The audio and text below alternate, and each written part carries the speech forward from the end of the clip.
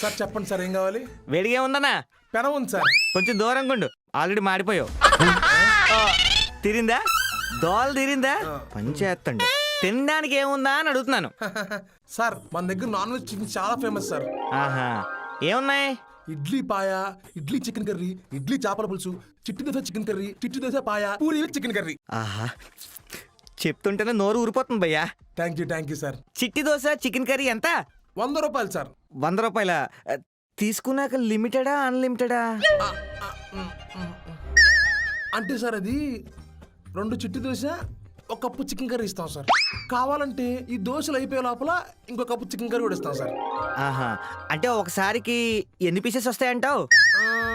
ఒక్కసారికి 5-6 పీసులు వస్తాయి సార్. ఆహా, అలా అయితే 2 సార్లు కలిపి 12 ముక్కల దాకా వస్తాయి. అయితే ఇంచుమించు అంతే వస్తాయి సార్, కాకపోతే వేస్ట్ చేయకూడదు సార్. వేస్ట్ చేయలే. నాకు చిట్టి dosa chicken curry. Okay sir.